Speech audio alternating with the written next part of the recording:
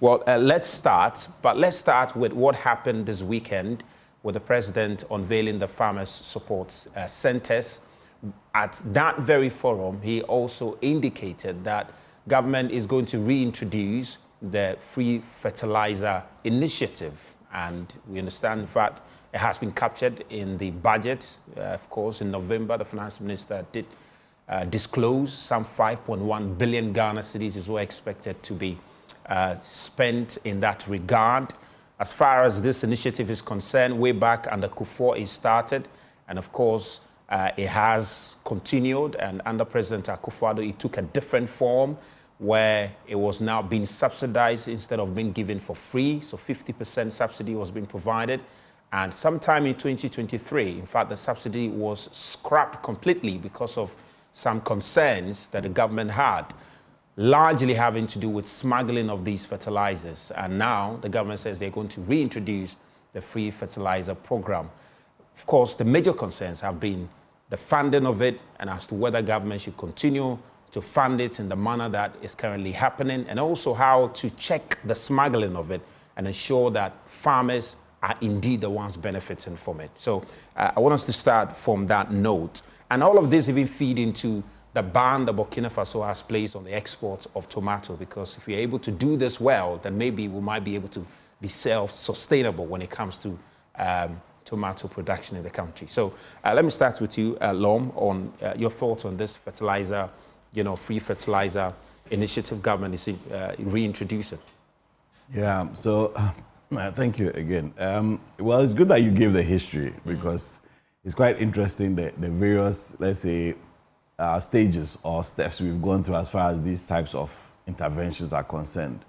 We've done it in many variations, and so it's interesting to see that we are here again, specifically talking about free fertilizer. And I see from the statement that the main, if I should say, objective is because of the glut that came last year. So basically, farmers have lost some value or significant value because of lower prices, because there was more supply than demand. So perhaps they have lost more money, and any intervention to support them, for example, with this fertilizer policy, is a good start. But there's more that needs to be done to really deal with the problem, because just thinking about it, the glut is impacted when production is significant or there's a bumper harvest.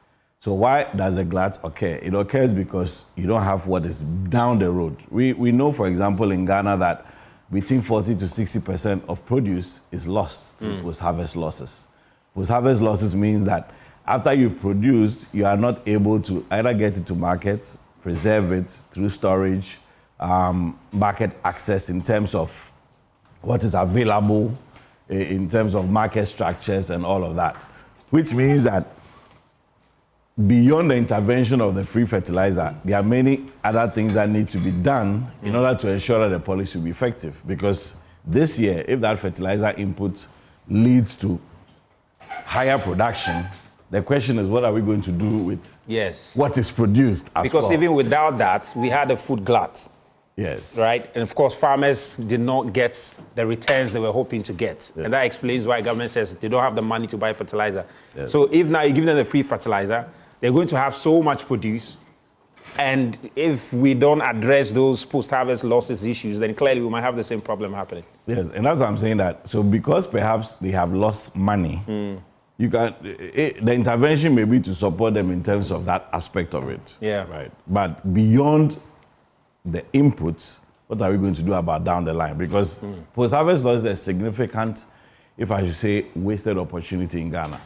If we are able to address post-harvest losses alone, there's no even need for new production in many areas, because you are losing it basically to rot and systems not working. So, for example, buffer stock company is supposed to be part of this conversation.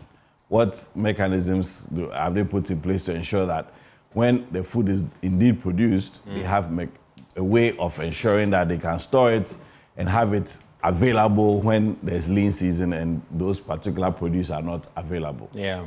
One of the reasons why even we have our seasonal produce is because, for example, irrigation mechanisms need to be improved so that you can have some crops that will be available even beyond their normal production seasons and so on and so forth. So it means that the conversation around agriculture is a big conversation. And so this can be part of the conversation because they have lost value, which means that they don't have the same purchasing power that they could have had if, assuming they were able to sell at the prices that were expected. But as I said, it's just part of the conversation. We need to be looking at more interventions in the entire value chain to ensure that from production to consumption, ultimately, at every part of the chain, you are maximizing the opportunities so that both farmers and other business people in the chain can retain value. We talked about Burkina Faso placing a ban. I've seen from some of the stories that the reason they give for that is that they want to ensure that there's supply, local supply for their production. Because we know that their current administration, the military administration, is big on production. You see, they are big on production, which means that they are big on moving beyond just the production of tomatoes in its raw form. They are looking at adding value. And we know that when you move from, if I should say, the raw produce to production, even just one step higher, in other words, just processing it in its basic form without adding more or let's say enhancing it to do all kinds of unique things that people can use for, their homes and all of that. Just one step ahead of the raw produce, you increase the value significantly, between 15 to 30%, just by doing that. And so when you see that the reason for their ban is to do that, you can see this as a deliberate policy of the state to enhance value for their nation. And we also should be looking at those kinds of interventions beyond the free fertilizer policy. But as I said, we've gone through this in various iterations, and so it's good that we are looking at it once more, and whether it is the only way to deal with the issue, but it's part of the conversation. Great. We've just been joined by Kofi Tonto. He is an aide to the flag bearer of the MPP now, Dr. Mahmoud Bawumia, of course, also a member of the MPP communication team. Kofi, good to have you. Good morning. Good morning. I hope you're doing well. Yes, by grace. Wonderful, wonderful. Yes. Good to have you. Doc, let me come to you. I mean, in the past, in fact, when Dr. Ahoy was Minister for Agric in 2012 sometime, he threatened that they will even scrap the free fertilizer program at the time because he had concerns about the smuggling. I mean, when the MPP also came, the reason why they subsidized it to 50%, part of the reasons was because of the smuggling. Essentially, the farmers are not getting the fertilizer. The intended farmers are not getting it. And even in 2023, when it was completely scrapped, the same argument was raised. So this appeared to be a very consistent problem. How do you think this could be resolved to at least help government execute this initiative without any problems that we faced in the past? Well, I think from the contribution of my brother Lom and the narrative that you gave, this is not anything new. It's been with us, and we have seen it done in various shapes and forms.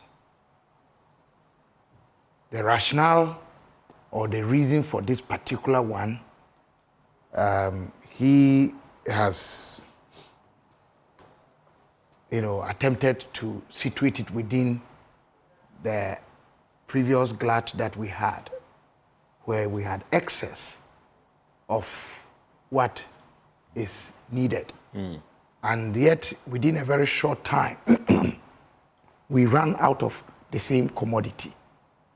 So I agree with Lom when he says that this is just part of what is supposed to be a broader conversation, which includes discussing from production through the processing to marketing, consumption, and ensuring that we don't have a situation where farmers lose out and government has got to intervene to ameliorate their suffering or the burdens that they go through. or mitigate the suffering.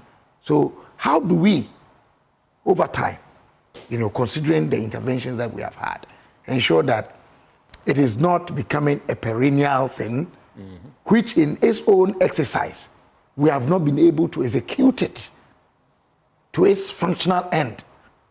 And you have tendencies where people smuggle and it ends up not, ameliorating the burdens or the suffering of the farmers for whose sake the intervention was introduced. That, for me, brings to question some things that I have been talking about, the values around which we rally the nation. Where is our sincerity? Where is our honesty? Where is our commitment? And he mentioned the buffer stock, for example, as an agency of state created to ensure that it is serving as a buffer. If there's more or abundant produce, there's a glut, they store. So storage, processing. Do they have the facilities to store things such as tomatoes?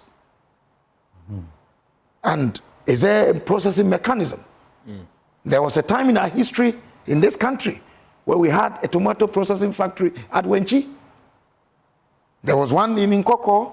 What has become of them?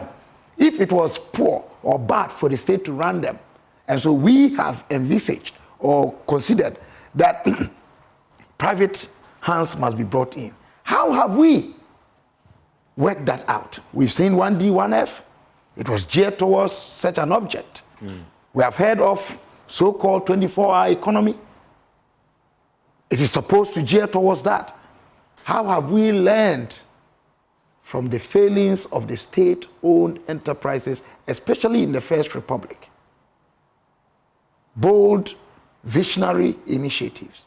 And yet, by 1965, quite a number of them were having challenges.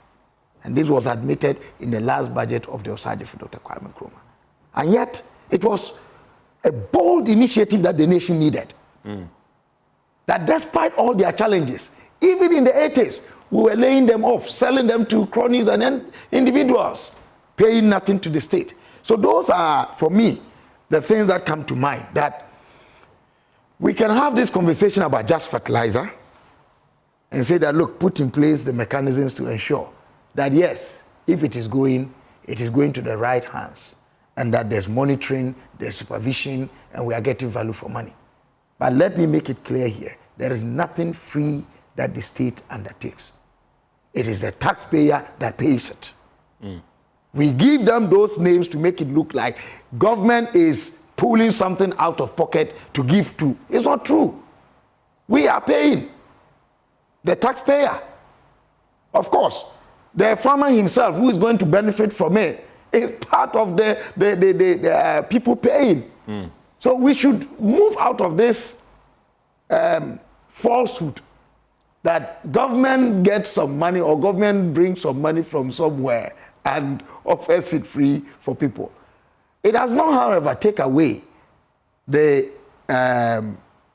courage and the vision and the initiative on the part of government to ensure that our taxes are directed in a way beneficial to all of us, which then leads to this, sloganeering of free this, free that, free that. We pay for them.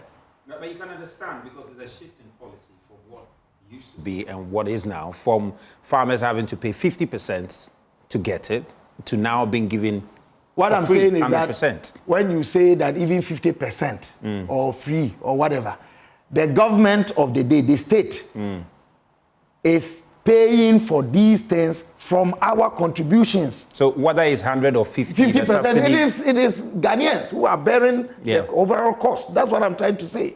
So I'm trying to move our mindset from this illusion that the government of the day, at any point in time, when we talk about something free, it is the government getting money from somewhere that the people have nothing to do with, that is giving it to the people for free. At the end of the day, we bear the brunt.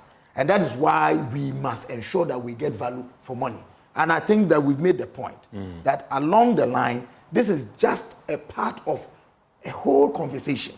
We must not isolate this and leave out the other things that allow this kind of situation or intervention to become perennial. That way, we don't seem to be learning from mistakes. And to develop is to learn to avoid repeating mistakes. Yeah. Our repetition of mistakes are becoming one too many for a people. For us as Ghanaians, it's not regime tied as a state. These conversations, we've had them before. Can go back, a few years back, we've had this conversation. Why should it become up again? So the bottom line for me is that let's learn lessons. These things are avoidable to a very large extent if we can ensure that there's effective actualization or effective implementation, effective enforcement of our own policies, laws, rules, visions. We have buffer stock. So if buffer stock cannot store or process or help process, and we don't have institutions that can process, then every now and then we'll be having these post-harvest losses coming from, especially when we have a glut season, where there's more or bumper harvest and more production. So I think that we have answers within us. The important thing is the commitment to actualizing them. Well, Kofi, I mean, of course, your government introduced it, as far as we remember, at least as far as the history that I came across is concerned from Kufuor's time to now. But they had a major promise to make it free, and they have executed that promise now. And government says, hopefully, some weeks from now, the fertilizer will be given to them for free. Are there any lessons that you think they can take a cue from? Yeah, so first of all, a very good morning to you, to our cherished viewers, and to my co-panelists, Doc and then Lom. Today is a holiday, also part of our independence celebration. It still falls within the month of March. Heritage Month. So I think it's worthy noting that it's a great holiday for us to celebrate. Nevertheless, it still calls for us to have nationalistic conversations as we are currently having. But before I go on the topic itself, you can see I'm clad in black. From here, I'll be heading to Ashaman, a young lady, part of Loyal Ladies. You know, MPP has a volunteer group called Loyal Ladies. Yeah. It's a very big group of young ladies who are in active politics, about 20,000 members. One of them unfortunately passed away. She used to work for AT. She passed away last week. Oh, yeah. So I'll be visiting the family. Her name was Kate Yera Pei. A very young, beautiful lady, and just suddenly passed. So let me use your big platform to extend my deepest and sincerest condolences to the family, Kate Yera Pei, to her family and loved ones, and to the Loyal Ladies for such a loss. I mean, it's a great loss. So I'll be representing the group with our leadership this morning to visit the family. On that, my brother, there's one thing about nation building that we all have to come to terms with. When it comes to health, when it comes to agriculture, when it comes to education, and to a degree when it comes to roads, these are investments governments make to keep nations together. And many a times, some of these investments even come at a cost to the nation. But they are necessary investments that we must make. Take America, for example. They lead in agriculture because, or they are able to provide enough food, or they are self-sufficient because the government of the United States take billions of taxpayers' money to subsidize agriculture. Billions of taxpayers' money to subsidize agriculture. That is why they are competitive on the global market. That is why their rice, rice and other commodities that we import from them and from other countries, China, etc., they are competitive in terms of price. Not because they do anything magic in terms of the production of the rice. It's because the governments put money in agriculture to make production cheap for them to be able to, one, become self-sufficient, and then two, to be able to then go ahead and export where necessary. So the idea that a nation invests by way of giving free fertilizer or, halving the price of fertilizer is an economic decision to keep a nation together. Except, unfortunately, in our society, we politicize almost everything. Everything. The history that you just illustrated, I didn't hear much of it, except to hear that, you gave a history of our fertilizer history. I'm sure if you delve deep into the topic, you see the politicization of it. But no nation can develop if we don't deliberately invest in agriculture by way of providing some level of free inputs or by way of offering subsidies. But we were told that anything free is not good, that you cannot develop nations on freebies, which is a fallacy. I just gave you an example.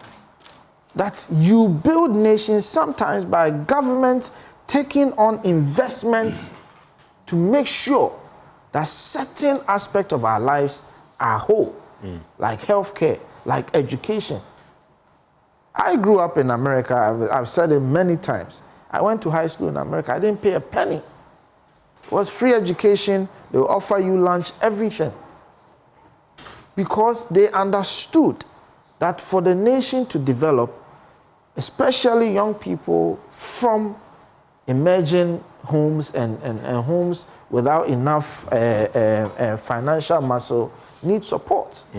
So I don't have any issues with President Mahama saying that they want to offer free fertilizer.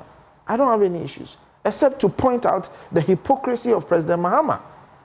Because he has stood, and his political party has stood on various platforms to say that freebies are bad.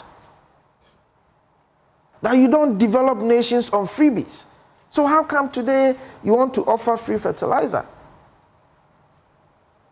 And that is why our politics, you see, the one proverb that has become the most realistic proverb in our political dispensation is the one Kabila introduced into our politics. Cows trapped by their horns, men by their ways. We continue to get trapped by our ways. President Mahama went to Afram Plains South. This is where he made the comment. He is building what we call a farming center. Essentially, it's going to be a storage facility and more like a clearinghouse to offer farming inputs like fertilizer, equipment, and then also post-harvest storage facilities, etc. Not a bad idea. Especially in the Afram Plains area where we have vast lands to produce, the very crops that we need. So it was at this place where President Mahama made the comment that they are going to provide free fertilizer because, and this is where perhaps I'm still thinking through the issue. I'm wondering if it is policy incoherence, because President Mahama is saying that they are going to provide free fertilizer to support those who suffered post-harvest losses. So essentially, in the last crop year, people grew or farmed these crops, and they couldn't find buyers or etc. So they made losses. So I think I'm trying to understand the policy, but I think on top of my mind, I think what the president is saying is that you have made losses. So in your next crop season, let's help you recover some of the losses by way of giving you inputs so that your production cost reduces because we are giving you some inputs. Because ideally, you wouldn't have enough money to sort of reproduce or go back and farm. Yeah. So let's support it. I'm sort of trying to grasp the concept, but at least at the cursory level, this is what I'm sort of appreciating. If that is the logic, no problem. You know, essentially trying to ease the pain of farmers.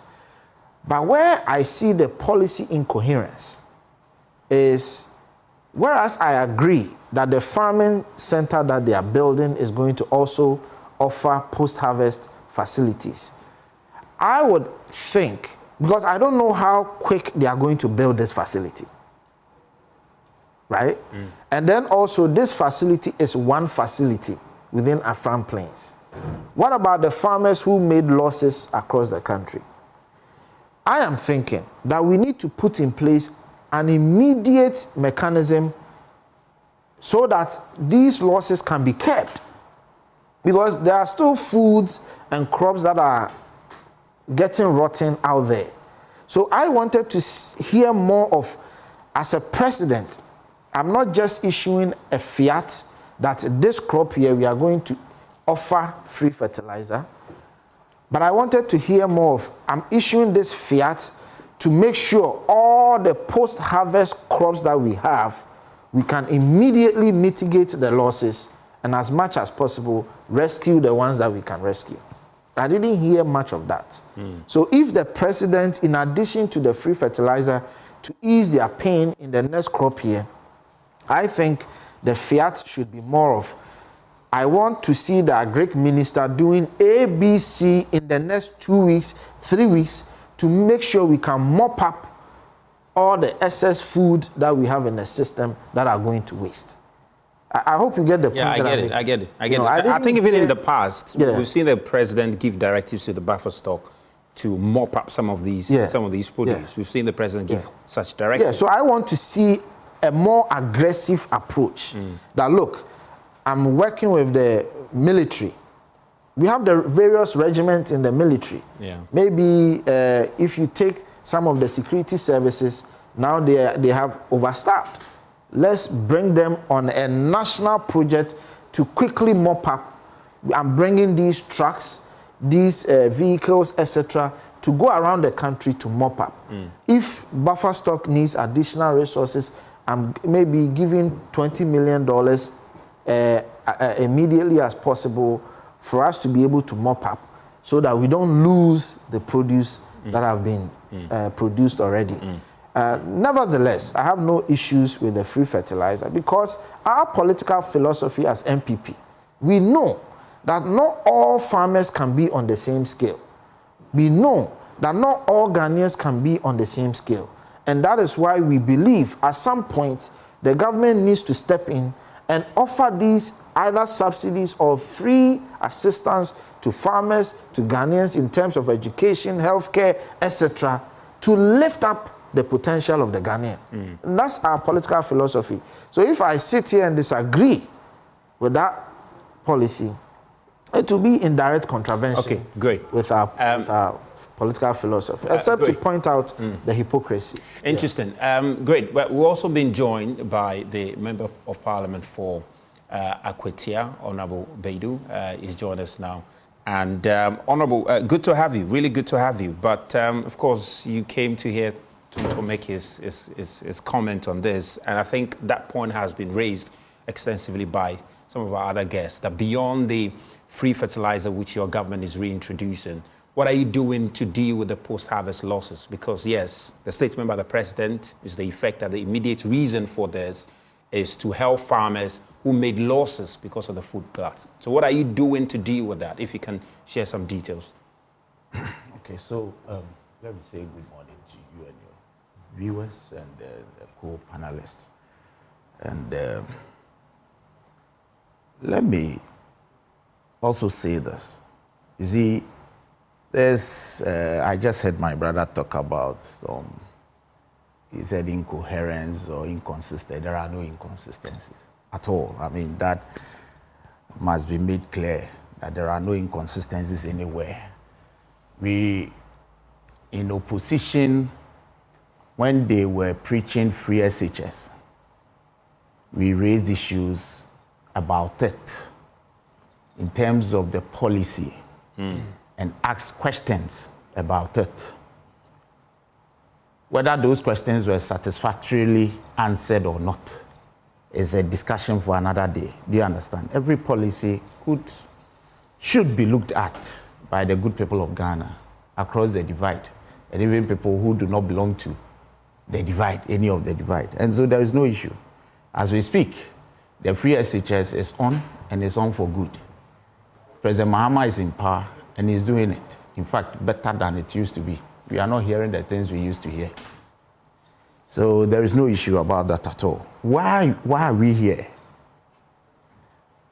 We are here because the president has ordered that the agric minister this year distributes the fertilizer for free to farmers and not at the subsidized fee as we've always had it. And it is as a result of the food glut we've had in excess of what we actually anticipated and what we really needed. And so it is a good policy, and I think, having heard my brother from the opposition, I am not in any doubt that he does not oppose necessarily the policy. Now, he's raised a few issues which I would like to deal with, but I'll deal with it after I'm done with. Look, he also asked the question, and I think you answered him, what the government is actually doing to, curb this excess food and then all that. And you answered him that, look, as of last year, the president directed the National Food Buffer Stock and actually paid the Minister for Finance and a release of over 200 to 300 million Ghana cedis was given out to purchase. But because it was all over, you had farmers who were complaining that we have the food, but we don't have buyers. And so the government ensured that. And then there was also a federal directive, which I'm sure you will remember, to all government institutions, schools, hospitals, to purchase made in Ghana rice, especially maize. And you see, it's because the government, it didn't come by accident. There was a deliberate policy by the government of the day to ensure that we got to where we are now. You remember the president in April launched the Feed Ghana program and distributed over 50 pursuant to the policy or the launch, distributed over 50,000 metric tons of fertilizer to farmers, and then over 3,000 metric tons of seedlings. High yield seedlings of maize and then rice. And that is why we have it so much in abundance currently to the farmers too. And so it's a deliberate policy. And for me, it's better we have more in excess and find a way to take back the excess than to have a shortage. And it is not by accident that food inflation reduced from over 28% to 9.5%. And all these must be brought to the fore, because you see, that is the fundamental of every economy, food security. Because without that, you can't even talk about infrastructure. So we have come this far because there's been some deliberate plans by the government of the day to ensure that we have it. So what I would agree with him that we need more. If there are so much in the system, then there should be more policies to absorb them. And so that is why he is saying there has been some incoherence, which is not the case. And his incoherence theory is coming from the fact that if we had excess in the system, why give more fertilizer? So that's essentially what I got from him. He didn't want to put it out, but that's what I got from him. Why give so much fertilizer to the people for free, which would mean that they will produce even more? Where you not. Okay, maybe that's how you got it, but based on what I got from him, and he's still here if you want to clarify, I think it was to the point that, yes, you're giving them free fertilizer, but there is a fundamental issue of post-harvest losses which has been dealt with. So which have or haven't been dealt with? Which he says has not been dealt with. And according to the president, it is why the farmers suffered losses based on which they are providing the free fertilizer. So he's asking, so what are you doing to deal with the post-harvest losses while you're also giving them the fertilizer? But you answered him. You answered him that the NAFCO was in there to purchase so much of this, the excess. And then I've also told you that there was a directive from the president to all government institutions. And in fact, that's the way to go. You see, what we have is not as if it is, if we are to reduce imports drastically. For instance, rice. If we are to reduce the over $400 million, annual budget on rice, if we are to reduce it drastically, we would know that what we have is not even enough for us. But it's because there is still that, taste for, and the policy is now ongoing. And of course, I would understand him if he says that we need to do more. But to say we've not done anything at all, it's not the case. No, but I haven't said that. Yeah. Okay, yes. I was very careful with my words. No problem. So maybe. So unless you want me to step in, I'm trying to be very careful not to interrupt. So let me proceed. Yeah. So we've done something. It may not be enough for you, but we've done something. Hopefully, we will build upon it. And it is also not the case that if we give out fertilizers for free and there are so much in the system, the government will be helpless, will not have anything to do with it. There is an expansion of schools. We are building hospitals. There are a lot being done in the public space. If we are to ensure and to enforce this directive from the president strictly, all these will be consumed. And so there is no problem at all. For me, we need to produce more to a point where we can even export. That's also there. But we need to be self-sufficient first before we think of moving some away or out of the system. And so there is no problem at all if we produce more, except that there should be a deliberate policy to absorb when there is excess and even make plans if we need to export some to other countries. So there is. What about the other leg, the processing bits, of it? And Doc made the point. Lom also made the point that Doc was even giving us a history of once upon a time where we had tomato processing factories and all of that. What's the government's plan in that regard? You see, the policy as I followed through last year was more of the staple food, the maize and the rice. And that is because that is what the government last year did so much on. So with these vegetables and the processing you are talking about, I believe it's something we should look at, and I concede, especially given what we have, the danger ahead of us with regards to the Burkina thing. Undoubtedly, there is an issue we need to look at, especially our vegetable.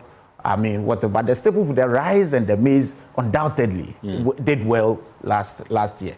And so, yes, we need to do something about it. And if you are to tie that in with the Burkinabe problem, then it means because if we are the dry season tomato we consume, or what we consume, we import over 90% of the dry season tomato from Burkina, then that's serious. And if they have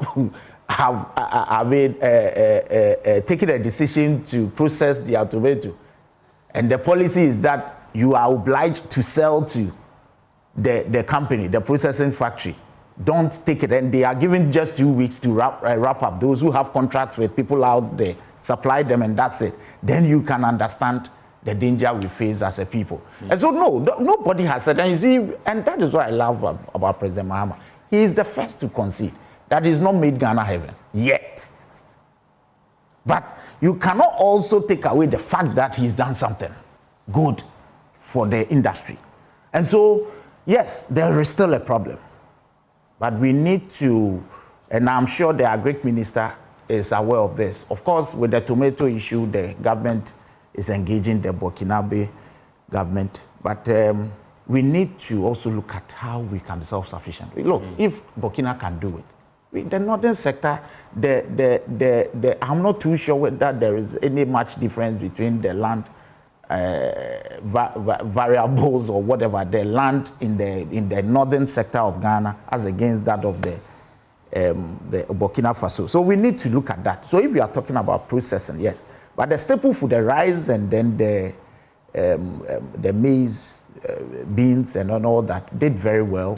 And because we consume so much, I think it just has to be a deliberate policy where the government can come in. Yes, of course, government institutions and the schools and the institutions would have to strictly abide by the directive of the president. But we as a people, because of course, I'm sure we consume so much than the institutions. Yeah. We as a people should also change our, of course, that will take time. It will take time yes, for that people to change their taste. Yes, but we surely have to get there. Look, let me bring you in. And one of the things that, at least when it comes to the fertilizer bit, there is some consistency in terms of across all the governments. They do believe that some level of subsidy needs to be given, all right?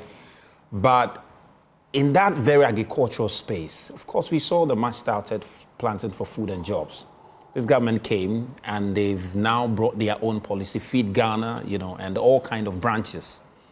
And I'm just wondering, if you really want to develop our agricultural industry, do you think this inconsistency will really help us continuously? I mean, planting for food and jobs was a big project for government, was a big project. If you look at what they intended to do, the inputs they were supplying the farmers and all of that, and what they were looking to achieve from it, I mean, we didn't realize it as much as we wanted.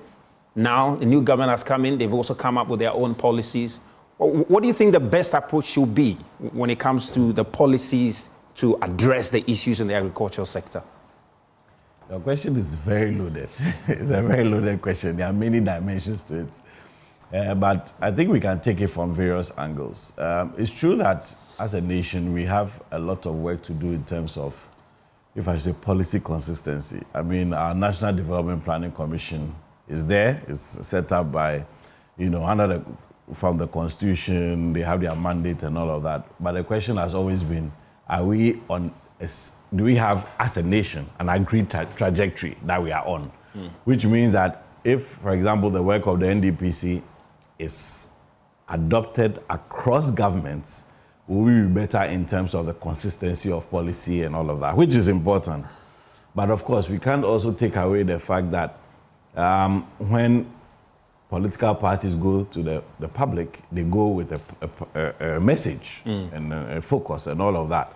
And of course, parties are elected based on several factors, including what they intend to do, which means that there should be also an element of, if I should say, innovation and changes, because the times also change. Even the current conflict in the Middle East has impact on agriculture. When the same, even with the Russia-Ukraine war and all of that. Yeah. So it is not as if, even if you have a national policy, you will be fixed on it without any room to modify. But definitely there's a need for that, let's say, agreement as a nation that there are some things that we want to do, and it doesn't matter whether a party comes or not, which is what NDPC is supposed to do. But we know that we've had many issues, and essentially every government comes and then basically goes all over those policies and comes up with new ones and so on. So there's a challenge there, no doubt. But from what I mentioned earlier, what my colleagues have said, co-panelists have said so far, it is clear that the way we are dealing with agriculture is piecemeal. It's piecemeal. There are many things that need to be addressed in that value chain. It should be looked at end to end, okay? End to end. Because, for example, one of the soft areas to deal with is the change of mindset and taste for even foreign imports, okay? But I would think that would be the most difficult. It is in fact, that's what I'm saying. It is a soft side of it. This one, I'm not talking about the production, but it is the most difficult. Okay. Which actually, if you're able to deal with, will be one of your biggest game changers. Because tomatoes, you are importing hundreds of millions of dollars. Rice, chicken, fish, all of the things that you can imagine, we are importing.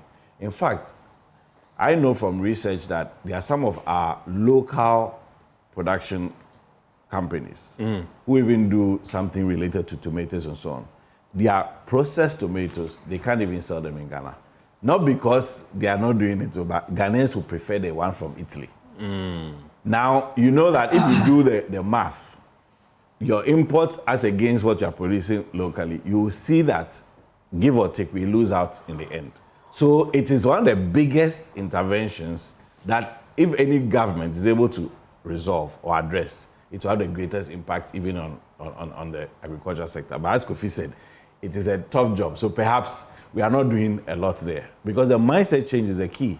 If a Ghanaian consumer would rather buy products because it's coming from Winchi rather than it is coming from Florence or wherever in Italy, it makes a big difference. Or we say that we have a taste for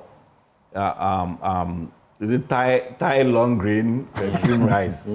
Basically, when we know that we can produce, from the northern part of Ghana and the Afram Plains and so on, large quantities of rice. So we don't like the local one. We agree that it is healthier, but we want the one that's polished from Asia and all of those things. So that's a big one. But that's not only it. Your question also ties in with the hard, or let me say the production issues. Input, seedlings, the quality of the seedlings, because we know that from research, it is what you put in that gives you the result. There are high yielding seeds, and there are those that are not as high yielding. What kind of investment are we giving to institutions like CSIR, Tree Crop Development Authority, like all the various institutions? I mean, we have the Food Research Institute, they have their Bunsu Research Center where they are looking at varieties of crops and all of that. But what really is going in there in terms of supporting their research and development? Is it enough? We've talked about other countries and what they are doing. Kofi mentioned the US, for example. They spend billions of dollars just to improve variety. Because if you improve variety of a particular crop, even just by 5%, the yield can be 15, 20%. The impact, you get it. So you can do more with less. We are talking about arable land in the Afram Plains, which I've heard many analysts and experts say over the years can feed the entire West Africa. I don't know how true it is, but if it is indeed the case, then it means that we should maximize, for example, that location, and you can preserve arable land in other places, because the more you farm it, the more it impacts the soil as well, and then down the line, the impacts. So your question is loaded, as I said, because we need to look at everything end to end, and that's a planning issue. It's a national development planning issue. It's about how we deal with policy formulation and implementation, where we are not necessarily focusing on just one aspect of it. You deal with that aspect, you solve it, and then you have repercussions in other aspects. But if you are looking at it end to end, then you put all the stakeholders around one table, one discussion, and then they give you the advice on how it works in other places and all of that, so that we come up with a solid national agricultural policy that deals with the issues right from the beginning to the end, where we consume it and preserve it for lean season and all of those things. In fact, as I mentioned earlier, in Ghana, if you have even a significant intervention to deal with post-harvest losses alone, they are saving between 40 to 60% of all produce without having to even invest in new production, just to save it, because most of our food is actually going to waste, you see. Yeah. So in that regard, again, perhaps my recommendation to government and also to those who are in the space is that perhaps we need to have a national conversation around agricultural policy, which is not only dependent on a particular policy framework from a particular party, but a national conversation which enables us to have a clear direction on where we want to go with agriculture. Because once we can feed the nation, really all the other things will build upon it. I mean, Doc, personally, I grew up in a village called Dodimpasam, and growing up, I saw the number of people who were farming in my village, and over time, in fact, when I visited the village recently, I could tell the number of people who are now farming in the village, and the number has reduced. And in fact, if I pay close attention to the people who are farming in the village, they're the very same people I grew up seeing farming. Yeah, so younger people go. Exactly. I'm not seeing new faces in that farming space. And that is also another challenge for us. That's another challenge for us. I mean, making agriculture attractive to young people, for them to hold on to it and continue to, feed the country. I want you to touch on that. And I've taken notice of the fact that you've written a few things down. I'm curious what you wrote down. Oh. It's always interesting the kind of conversations we have. And what was going through my mind is repetitions.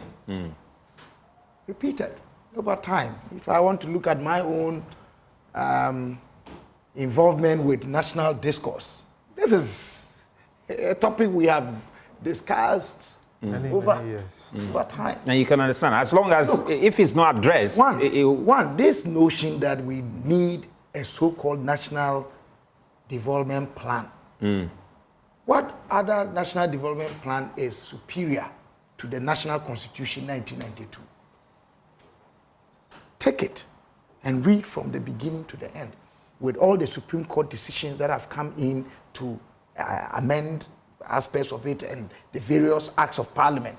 Put them together. What other plan do we need? Our problem,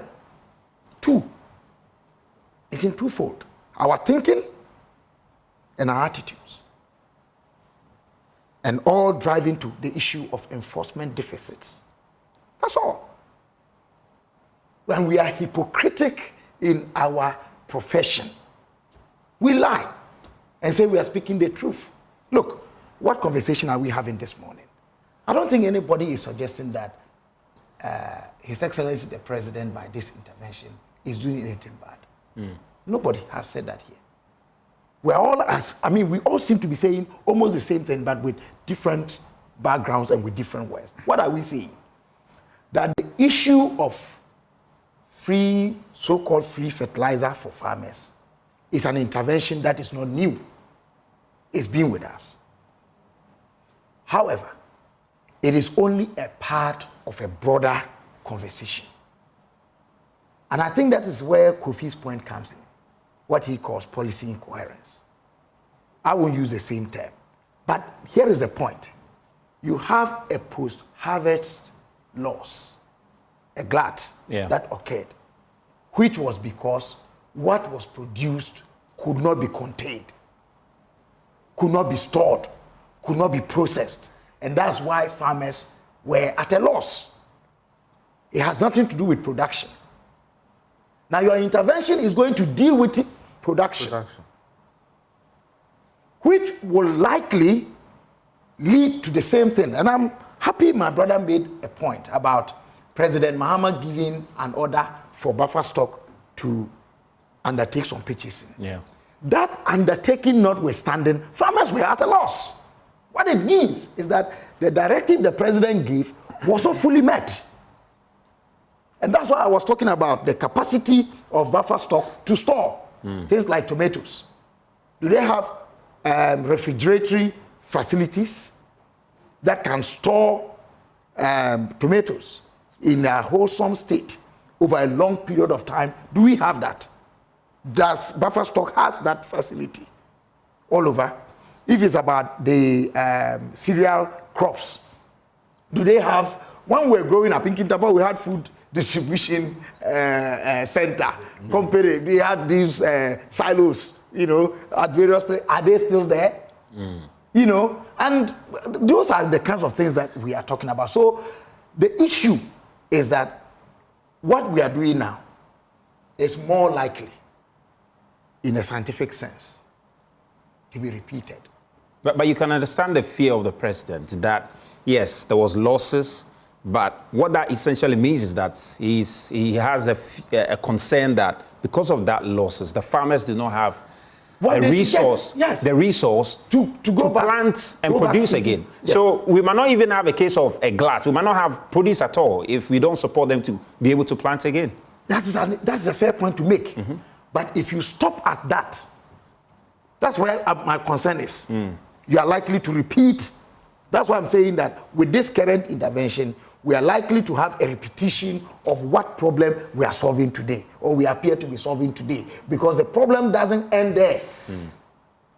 And that is why it is important that this conversation, maybe national dialogue, what other national dialogue do we need? Today, it's evident that research is properly done even by picking feed on social media.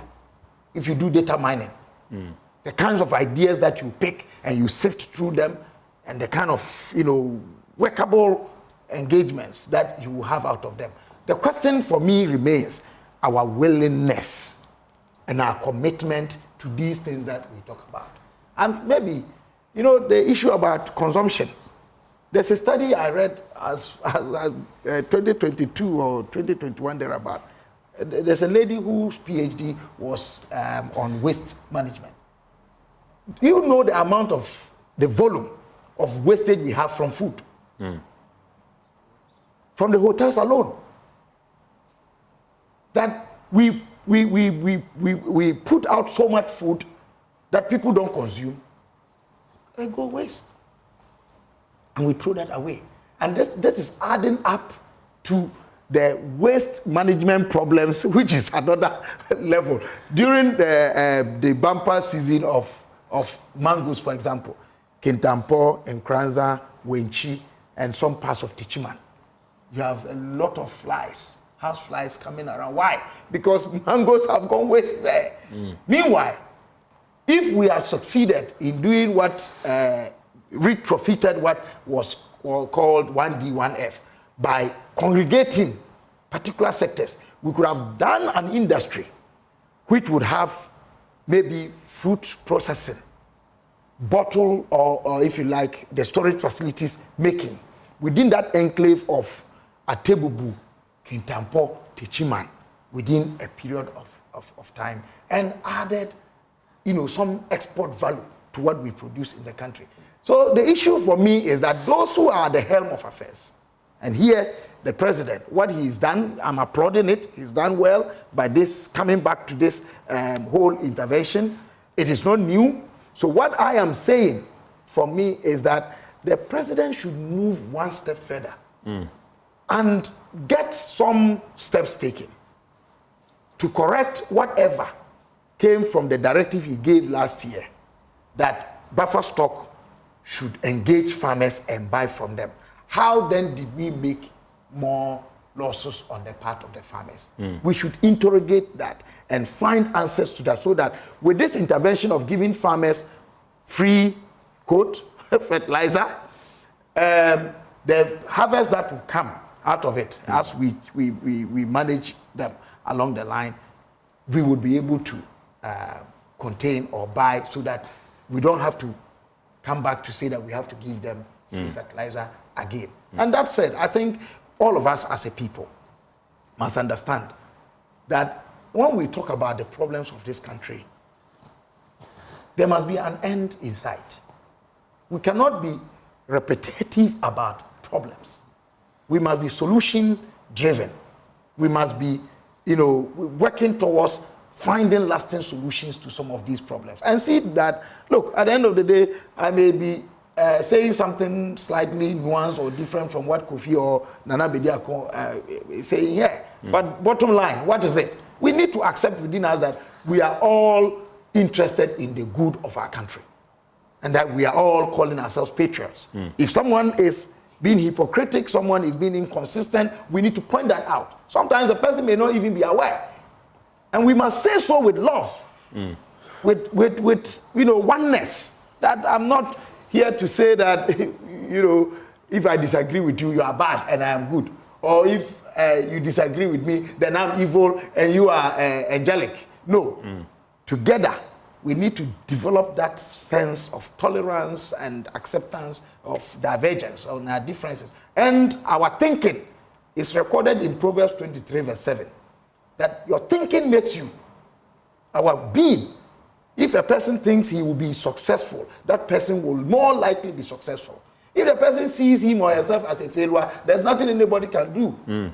So we need to change and reshape our thinking and let our attitudes be one in geared towards more positive aspects of life than negative. Of course, nobody can be 100% positive, but let the positive be more and the negative less. That way we will build a better Ghana. Kofi, I'm going to come to you, but Honorable, let me come to you because Doc did raise a few things, especially about the more power thing that you referenced, the 200 or almost 300 million the government released. And he made a very profound point about, despite that, there were still losses.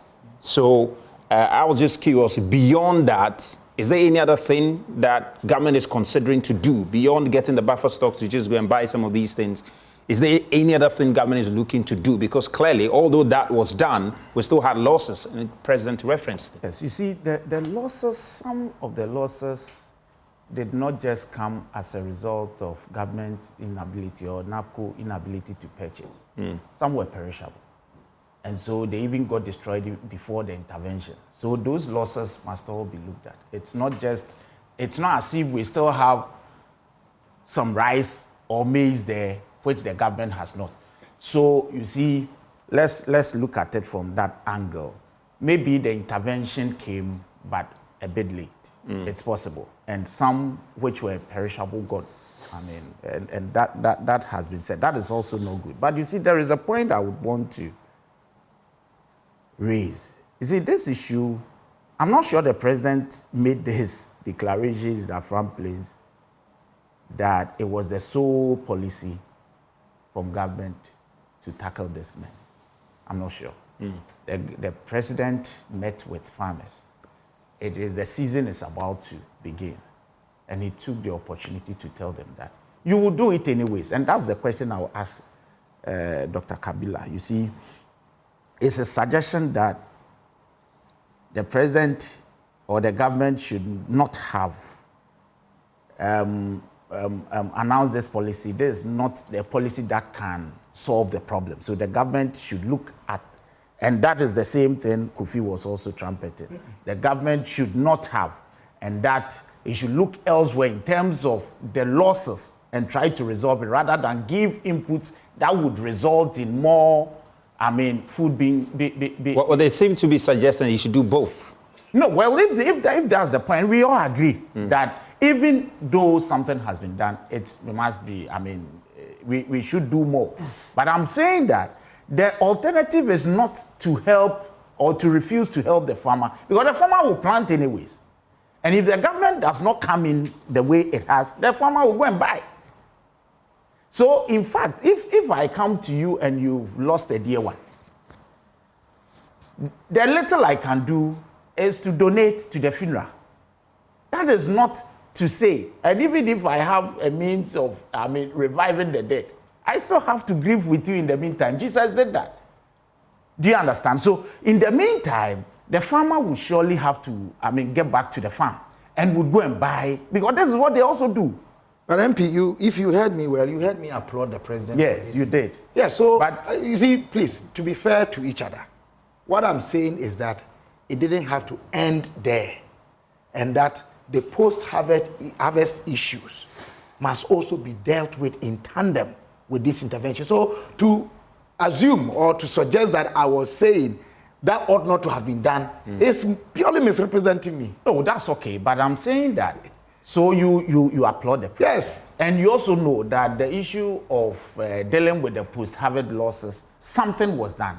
You rather said that you are not sure it was followed through to the latter. That's why we still had losses. And I'm saying that with the losses, it may not necessarily, because, of course, if there is still rice from last year, surely you won't call that loss. If there are, because rice, the rice we import from Europe and then, Asia, some are years old, but we still, so not necessarily, but some, of course, we are looking at the generality of what we consume. Yeah. And some got, rotten and all that before the intervention. And you've also raised issues about storage facilities. Because, of course, if the buffer stock went into, take vegetables, do they have the capacity to store it? You've raised it. I think that's laudable.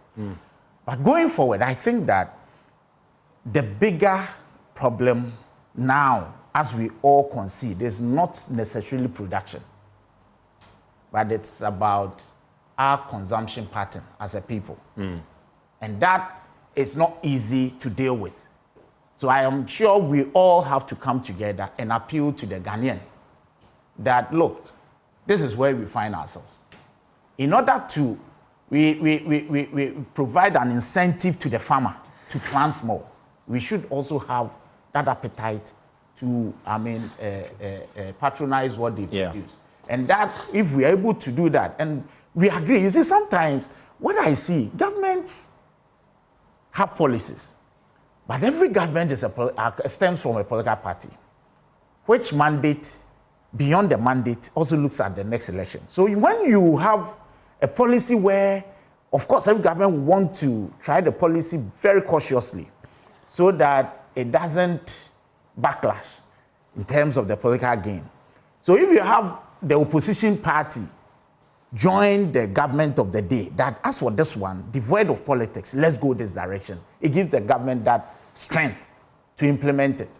So that tomorrow nobody will say it is the government that did A, B, C. Well, why? Most of these are imported, most of these importations, why? We have regulations in this. I think when it comes to the idea that encouraging Ghanaians to eat Ghana-made stuff, I think it's something that all governments have preached. You know, even Kofi Tonto, when they were in government, Akufo-Addo was preaching the same thing. And now Mahama is also preaching. So I think on that score, there is a consensus that yes. We say this, but you see, you have beyond the rhetoric, the suggestion, the advice, which is not mandatory for anybody to, but policies must be put in place. Which policies must be followed through to the latter? For instance, if the government gave, like Dr. Kabila is saying, look, if the government gave a directive that all state institutions should and must purchase only made in Ghana, who has gone around to find out whether indeed it was carried to the latter?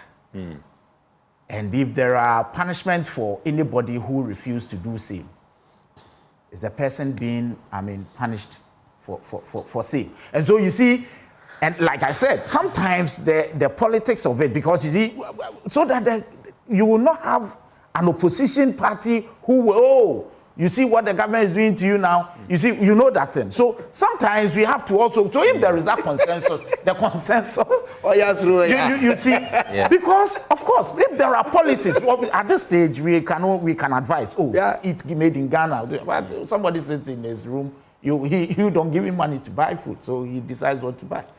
But if there are policies where even the important, that specific food item we are talking about, the government puts some restrictions on it. Look, we've been talking about poultry and its products. Can there be a deliberate policy by a government that, no, we cannot keep importing less, because there are at least, let's see how the Nkukon Ketenkete will go. Hopefully, and this is where we are now. Hopefully, by Christmas, I am looking forward to see some, poultry and its products in the system, so much of it, just like we have now. And of course, if that happens, the prices of such products will also come down. Do you understand? But if we have so much, and that is why we have the inflation, food inflation drop from 28%. Oh, great. Kofi, so So I think, as Dr. Kabila said, we are all saying the same thing. First of all, I've stated here that by principle, by political ideology, NPP believes in giving out some of these free inputs because we believe that is how societies and nations are sustained.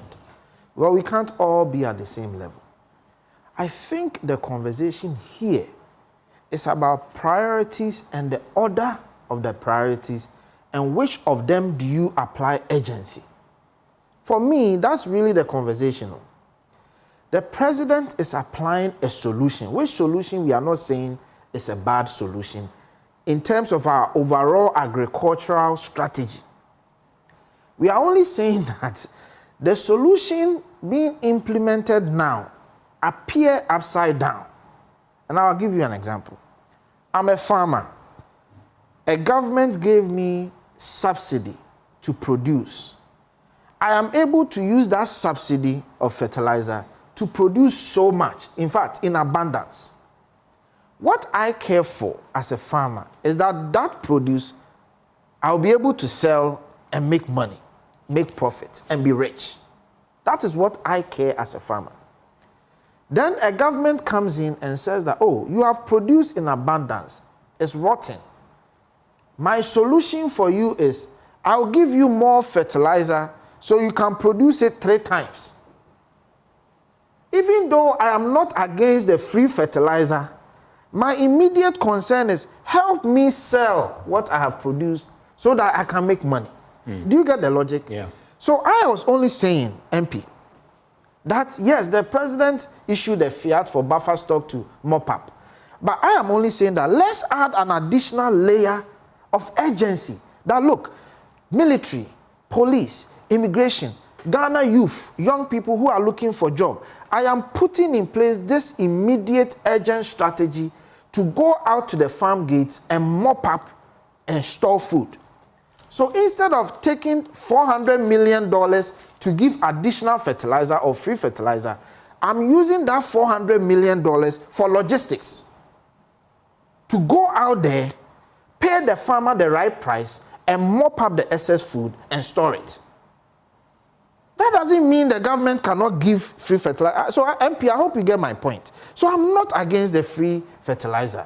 I am only saying that maybe change the strategy a bit. Focus more now on how you can mop up and pay the farmer well and create jobs out of it. Because there are teeming young people out there who are looking for jobs. So if the government say that I'm offering a temporary job of young people, I'm paying each person, let's say, 5,000 cedis a month, join this group, go to Ahafo, go to Kintampo, as part of a government strategy for the next 3 months to mop up. That young person is making 15,000 cedis by supporting a government strategy to mop up. So that $300 million that you are going to give to the farmer in the form of free fertilizer, you give to the farmer in the form of cash for what they have produced. You create jobs out of it. And then if you, in addition, support the farmer to produce more by way of free fertilizer, no problem. But there are some farmers who, for instance, say those who produce vegetables, Yeah. there will be no vegetables to mop up because they are rotten, they are gone. So, and government is saying, well, they are gone, they've lost money, so let's support them to reproduce. Because we are discussing this after the fact. Look, if this suggestion that I'm offering had been thought through about a year ago, those tomatoes wouldn't have gone to waste. And that's exactly what Dr. Kabila is saying, that we keep repeating the same mistakes. So let's take it that what I am saying, okay, is an afterthought. I would like that to be the strategy so that next year we don't repeat it and get to a point where the farmer will lose the tomatoes again. You get what I'm saying? Look, this morning I am trying as much as possible not to be political. I am looking at the conversation more on the nationalistic point of view. And that is why I am saying, in Akan language, you say, no problem. But I want to see the president, in addition to the free fertilizer, telling me the mop-up strategy he has in place beyond buffer stock going in. That in addition to buffer stock, this is the strategy so that the next crop season, this doesn't happen again. But I don't see that urgency. Aside from the president saying we are going to have storage facilities as part of the farm, because he went to a farm place to open a farm center. And he says as part of building the farm center, there will be storage places. That's not enough. We need to urge, and the ministry and the president and the government to say that give us a strategy for the next farming harvest, that in this harvest year, this is my strategy to make sure the farmer gets what they deserve. I don't think it is out of place to suggest that. So, MP, I am not against free fertilizer. I'm not against all of that. Okay, you want to chip something? So Let me also say that the policy, the policy was only launched in Afram Plains. You understand? Because as part of our promise to the people of Ghana, even in our manifesto, we told the people that there will be these farming centers where inputs will surely be or would easily be, taken from. So it was launched in Afram Plains, but it will be replicated across the country. So it's not only Afram Plains. And you see, you concede that the president said there will be some storage. You do not even know how large it is. In fact, that is the most important policy. And Doc will agree with me, how to store them. Because you see, elsewhere, that's what happens. The vegetables sometimes we import are sometimes months and even years old, but we take them. So what is important is the storage. And so if the president is saying we do not know how big it's going to be, let's wait and see what it, but the mention of it, that there will be storage facility, I think is the way to go beyond. Look, somebody just sent me a message that in Wa East right now, grains are still sitting there, not a single bot. So the point is that we still have food sitting there, going to waste because they can't sell. So what happens to the strategy to go and buy these things? Well, Lom, just a quick intervention. Just a quick one. My intervention, I think, is related to one of the points or questions you asked earlier about those in agriculture. Because you mentioned when you go to your hometown today, you still see the old faces. And that's one of it's a big issue because it tells us about the long-term viability of the agricultural sector. If younger people are not going to it. We've seen institutions like, the Cosmos Innovation Center, they are doing things related to school farm competition and all that, just to inculcate that desire in the younger ones when they're in secondary school and all those things. Those kinds of, they are private, they are doing it on their own, it's just a way of, but those kind of interventions need support as well, because obviously, if we don't replace those who are farming today, you can imagine the repercussions down the line. We are talking about food security being at the heart of even our national, our everything. Because without food, if we are not eating, we are not getting quality food and all of that. Yes, it's a national security issue. Because food and its availability, when there's scarcity, people will fight over the little that is there, because everybody must survive. It puts you in survival mode. So I wanted to highlight that point about what kinds of mechanisms we need to put in place to ensure that younger people are also excited. In fact, it's even related to the Galamsey conversation as well, because the people who should farm are, for example, today clamoring for money from gold and all that. So they're turning their farmlands into. Which is why, as I said earlier, you need a coordinated policy so that in it you address the incentives and mechanisms you can put in to ensure that younger people are attracted to the agricultural sector now. Doc, you wanted to make a quick one. Yes, 3 points. Number one, my attention was drawn by one of our viewers, one of your own here, Council Samson Ladia, about the type of fertilizer. Yes, and I was just coming to that. If it is inorganic fertilizer, organic or inorganic, which in the long term has its own effects on our health. As against organic fertilizer. So the type, it is not to say that is what is happening now, but over time we know that we have resorted to inorganic fertilizer in terms of this so-called subsidized or free fertilizer system. We need to have that conversation. But Doc, on that, you see, what have they been using over the years? What the government is doing is the same thing that has been subsidized over the years. It's giving it to them for free. My brother, or you want to broaden the... You are needlessly apprehensive. Listen. All of us here, we've been very nationalistic to this debate. No. Stop. Don't go there. I've resisted that temptation. Doc understands what I'm saying. What I'm saying. But are you familiar with what government is providing? No, I'm not. So what I'm just raising the issue without saying that it is inorganic fertilizer that is going to be supplied. But what we do know in the past is that some of the fertilizers that have been used as free or subsidized have been inorganic. And we are talking about comparing that to organic fertilizer, which may take a little more time, but give us more healthier and bulky products than these. So that is, I think it's a profound question that government will have. Absolutely. To and I want... Is the free fertilizer organic or inorganic? I want my brother to be taking note of some of the ideas that are coming here than to be... apprehensive.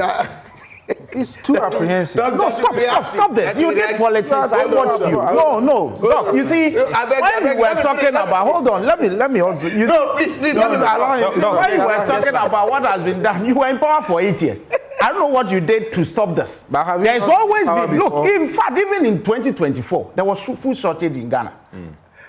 So you don't know. Check your stats. Remember, there was for me. Yeah. So you see, don't go there. Remember, if you want us to COVID time, food was in abundance. Says who? The second point is why are you the getting your second facts point from? is that I know that as part of government activities, the previous regime built some Storage silos. across the country. Yeah. What you need to know what the state of these facilities are today.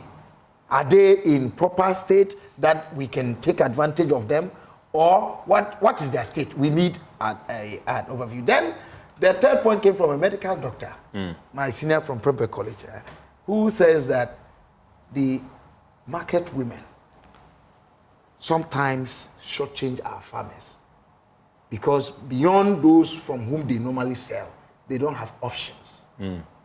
So you have market tyranny, where a few, business women or men in that enclave will choose that will buy at this cost or at this price, whether you sell or not. And if you don't sell to them, you are likely to have problems. And that sometimes account for the glut. The glut. Yeah. Okay. So we need to have a comprehensive approach to these things. And for me, this is where maybe my last point on this matter. This is where our national security and intelligence should be seen to be working behind the scenes.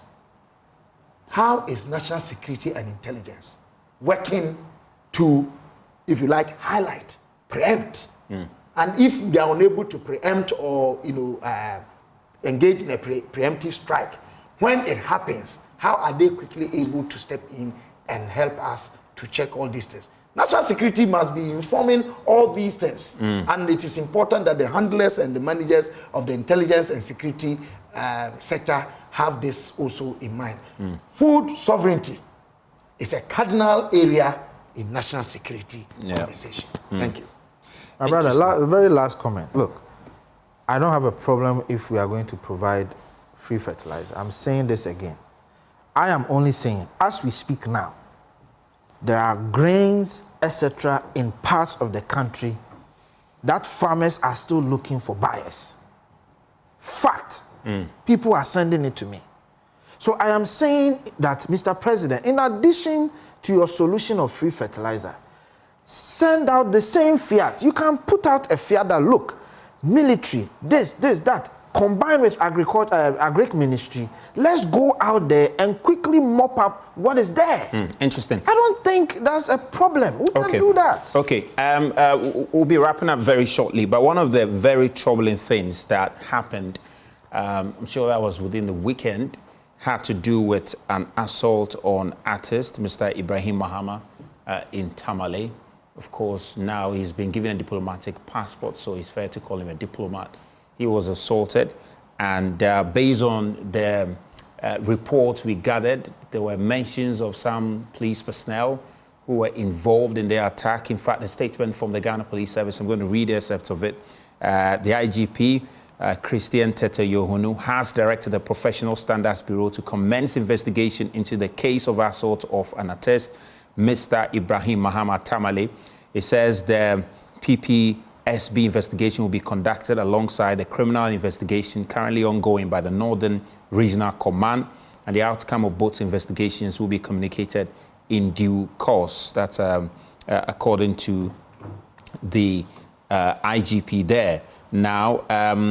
In fact, before that statement, there was one which was released earlier by the police, and it had to do with the incident and offering some information relative to what happened. And if you look at point 3 of that earlier statement, they said that the claims in sections of the media that the Special Operations Team, the Black Maria, was involved in this case are false, since the team has been out of the northern region following their withdrawal by the Inspector General of Police. But it does appear that indeed the artist was attacked, was assaulted, and if you look at this investigation that has been opened by the IGP, it does appear that this was carried out by some police personnel, and some clarity needs to be established on exactly what happened, because we saw pictures of him. And Lom, I'm sure you probably saw pictures of him in the hospital, some bandage, and it feeds into, you know, the police civilian relationship. And in this case, there's a diplomat. And if you look at the pictures we saw of him in the hospital, it looks like it was not a very nice thing at all. Yeah, I've seen some of the. In fact, I've seen a video as well. Okay. It's quite unfortunate, and I'm sure most Ghanaians, we empathize with him, what he's going through at this time. For me, looking at that particular story, you see that it is not isolated. You talked about police-civilian relationship. In fact, both ways, actually, because I've also seen stories in the recent past, within the last month or two, where, for example, some bikers assaulted, you know, a police officer. I'm sure you've seen that. Yeah, I saw that story. There was, you know, another one where a taxi driver, you know, was dragging the police along the road and so on. But we've seen also quite a number in relation to the police as well. So, for instance, even the Ablekuma North by-elections, there were issues of assaults and so on. Yeah. When even the minority protested at Yoko in relation to one arrest. I recall there was an incident and so on. So, yes, it brings to the fore the need for us to re-examine these conversations. Security agencies like the police are supposed to be trained. In fact, the term is that they are a disciplined force, which means that there's certain conduct that on a normal day we don't expect to hear or even get any inclination that is happening. And you also recall that not only the police, but we've had similar incidents even with the military, which is even more serious, because the military are... Understand that even the incident that happened in Ashama once upon a time, some of the victims are suing the military. Yes. You know, they've taken it up and they've decided to take it. And I was coming to that point where, because these things have been happening, or as they've been happening over time, how many of the instances do we get the end results? For example, the Ashama you talked about, that was about maybe 2 years ago. Yeah. Where's the report? But where is the outcome? And we know that, you know, usually in security terms, we say, you know, because of national security concerns, sometimes we use those as excuses to avoid accountability. In a democracy, we are not saying maybe the entire report should even be made public, but there should be at least a statement or a position that is issued by the authority responsible to say, this incident that happened, we've done an investigation, these are steps we have taken. Because the citizens also have a right to know. Whether it's the police, the military, or any other state institution, those institutions are there serving the people of Ghana. The people of Ghana are the primary. In fact, we are the people, because it is a republic, and in a republic, the power emanates from the people. And so, whether it is the police, Professional Standards Bureau, it is military related, it is Ghana Prisons, FASA, any institution that has, by virtue of our constitution, powers to use force, or, you know, how they exercise the force and so on, is of interest to the public. And you see, when you take the Professional Standards Bureau, it's an internal mechanism, essentially. It's the police policing itself. So, as I said, when they do that investigation, it is other police officers who are reviewing the work of police officers who perhaps have been involved in something. There's an allegation. We need to see the outcome so that the public will have confidence in going to to Professional Science Bureau to lodge a complaint. Yeah. I've had experience with them on one or two matters. It takes quite some time to get to the bottom of it, which is perhaps why we are not getting feedback or information on, as I said, some of these past ones. Because if we take the Ablekuma North by-election, that was last year. If I can't remember exactly the month, but it's more than 6 months now. What has happened? Yeah, So because we heard he was interdicted and that was the end of it. So if you tell me that some citizens or victims of the Ashaman issue involving the military are suing, it's perhaps because they haven't gotten justice or they haven't gotten any concrete outcomes out of those situations. I mean, even in the case of my colleague Lateef, you know, the incident that happened, it's until recent that the IGP said, well, he's going to try and resolve it out of court. The matter has been in court for over 5 years. 5 years 6, now, 7 years, I understand. And essentially, yes. yeah, the police essentially saying they did not do it. But, you know, it's strange thing. Yes. You know, it's a very strange thing. But that's also within their rights because they are defending their But now the IGP says, no, let's try and deal with this which is always a good way to go, you know, because it's not everything that, in fact, out of court sentiments are perhaps the way to go, because this is not the way to resolve it. But you see, aside Lateef's issue, which is quite some time ago, even within recent times, we've seen that the GJA has had to hold press conferences and issue statements about even still recent issues. So it calls us to examine this whole point of, as you said, police-civilian relations. Not only that, but security agencies in relation to civilians. There's been a series of it. I mean, talking about the military, it was a recent one at the barracks, and the official went to harass the lady in the pharmacy shop. Pharmacy we haven't heard the outcome of that and all of that. It's quite interesting. MP, let me come to you, but I want to tie this into an Afrobarometer report that was released, I think, a few days ago, having to do with the conditions of Ghanaians. Just the excerpt of it suggests that 25% of Ghanaians rate their living conditions as good, and you have that is up from 19.6% in 2022, and you have 22.9% of them saying it's fairly bad, and 44% of them saying it's very bad. So let me just get your thoughts on the incident and just also tie to this very report. Yeah, so with the report, of course, there's been some increment in terms of, but we still have a lot to do. It's increased though, but we have a lot to, and that is why we are not a developed country yet. And I keep saying that there is certain agenda concedes, or President Mahama concedes that yes, if there is nothing to reset, why would there be an agenda to reset? So there is a problem, and at least it's been better than before, but it's not been very good for all of us. And I'm sure we will get there. We will get there. Now with the issue of the police or the security citizen, and like my senior said, you see, I just hope it's not true that the police actually did this. I just hope so. Because you see, I just don't get it, why it happens like that. And there are also times the civilians or the citizens also attack the police. Exactly. It is becoming bad, for lack of a better word. I believe that the IGP has done the needful by shouldn't end there. Usually we hear these things all the time. Let's investigate, and it ends there, because we've come to accept as a people that time heals. Yeah. So after a long time, you don't get to hear anything.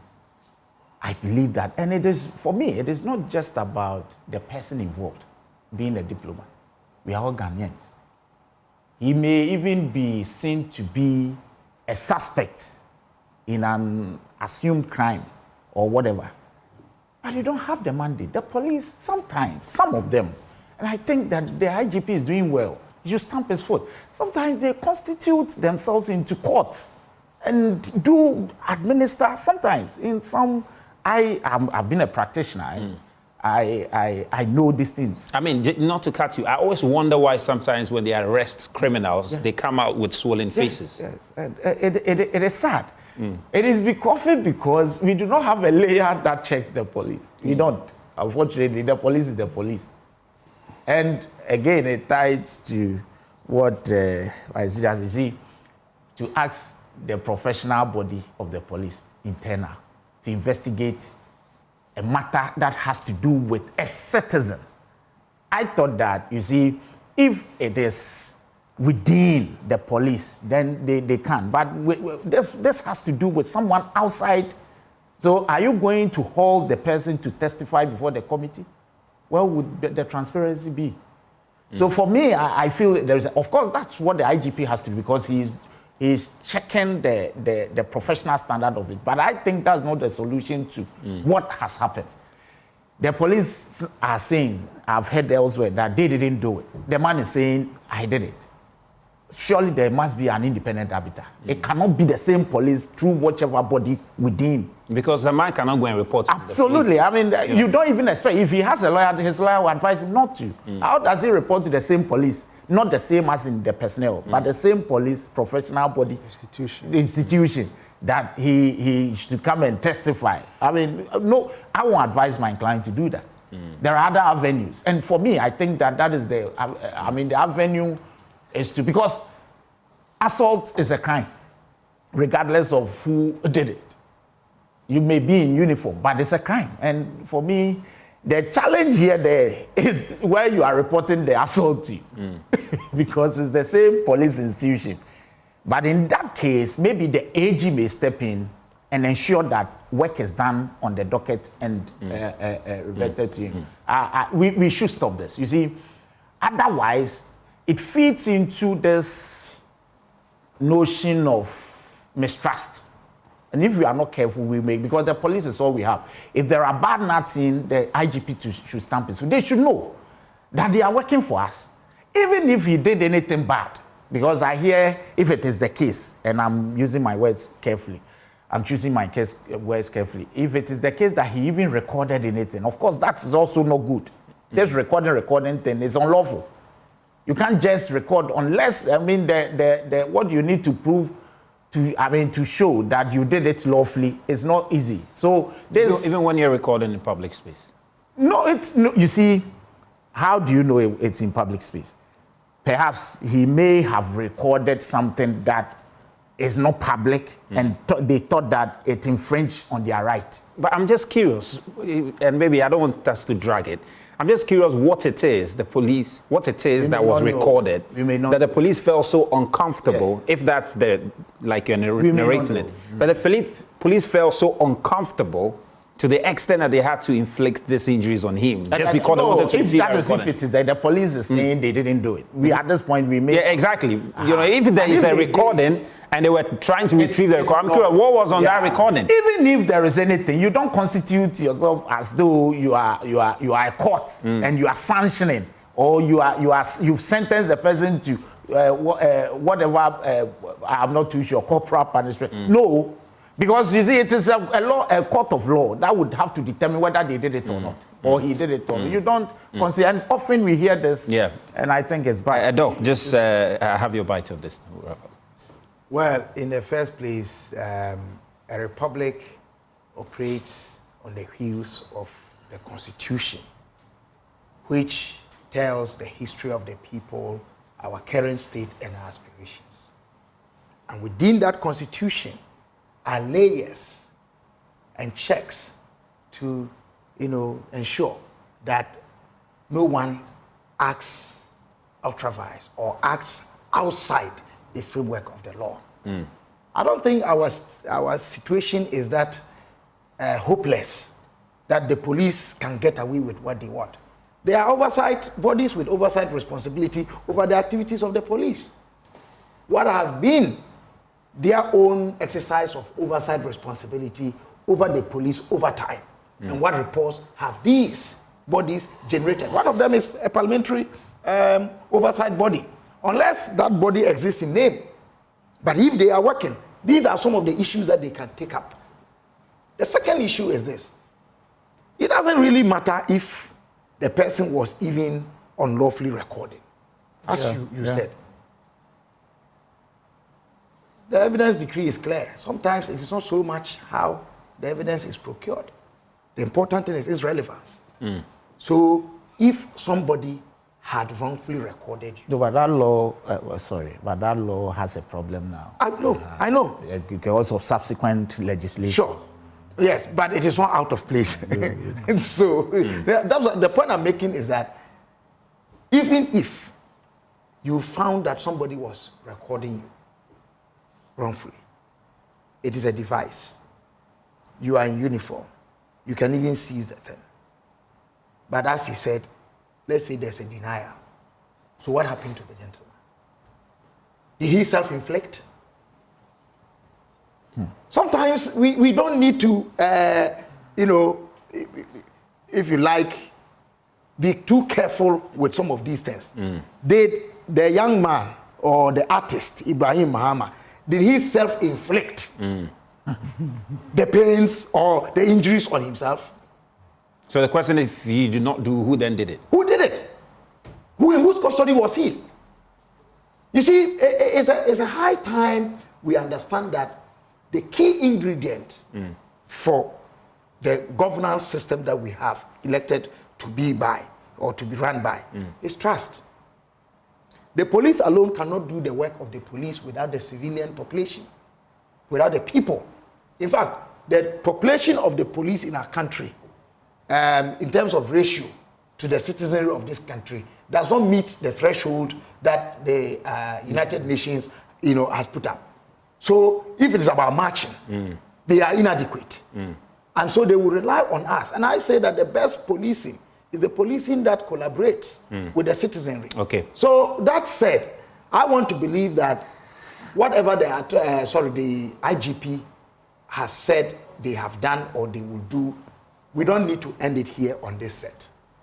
Let us get to know, and Parliament, I'm happy a member of Parliament is here, and the Attorney General's outfit should take this matter up. Okay. So that we don't become victims in the hands of people we are paying and are empowering to protect us. Great. Tonto, let's just get your thoughts on this. Then we wrap So up. I read a narrative where there was a group of policemen from different parts of the northern region in Tamale attending an event. I think it was a Muslim prayers, and then there was traffic, and initially it was a private car blocking the way. So the police was able to get the private car to move out of the way to create the free flow of traffic that they needed. Then another car came to stand in the same position of the initial car. And that was the car Ibrahim Issa and Ibrahim Mohammed, which I suspect is the Ibrahim Mahama. Because there were two brothers, Ibrahim Issa and then Ibrahim Mohammed. At least from the report, they don't use Mahama, they use the word Mohammed, the name Mohammed. So then, the one driving the second car was asked to move, and he refused to move. So the people in the area and the police were agitated. And he, the young man, apparently they are the son of a businessman in Tamale area, a very successful businessman. So he started making political commentary, some commentary, sort of politicizing the whole event and creating agitation. So people there even got angry. And I think the police reacted. But from the narration, interestingly, they narrate all of these things, but they don't tell us if there was any altercation or attacks or fiscal engagement. They don't say that. Somehow they smartly jump that aspect of the narration. And that is where, for me, the first suspicion is. Because clearly, yes, they may have acted stubbornly by not responding to the authority of the police, which any citizen must, even if you have disagreements. And I think this is where I want to divert a bit. Maybe for my upbringing, but I think as a society, we also need to respect authority. you don't have to agree with the position of the authority, but you have ways to seek redress. My position is this. Whenever I'm driving and I see a police officer, my first intent is to offer the officer the respect by virtue of the officer wearing a uniform. It's the state, it's our constitution, it's our law, it's our land. And they represent that body at that material moment. So as citizens, we must first and foremost offer security officers the respect.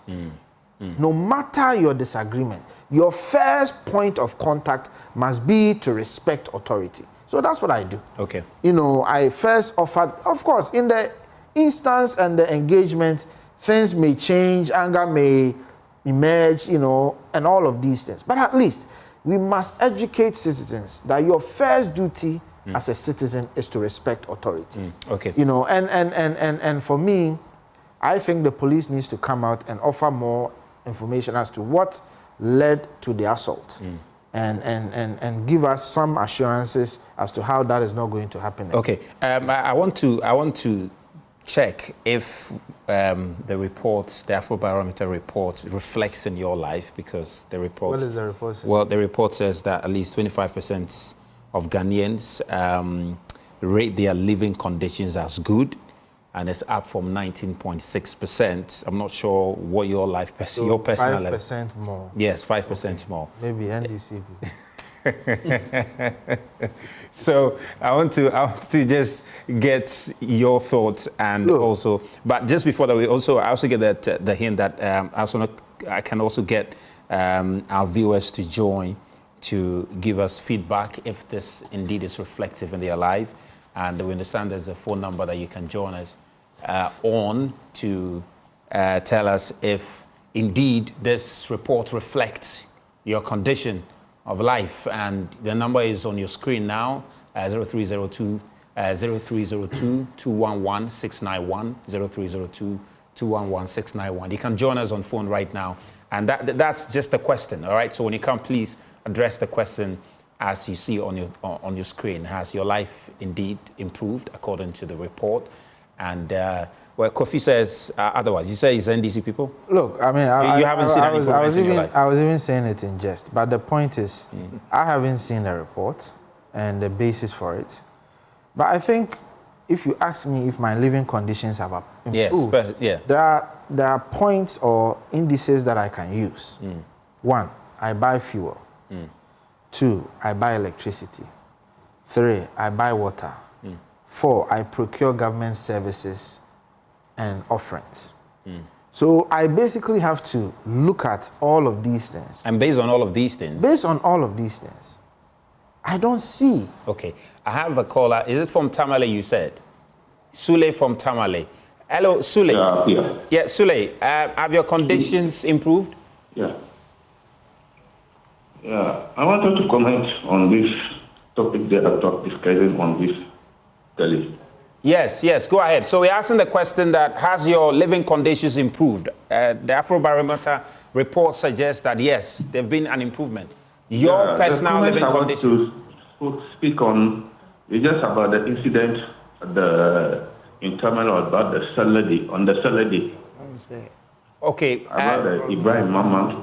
Well, what we are dealing with is the living conditions. So if you want to tell us about your living conditions, we would love to listen to you.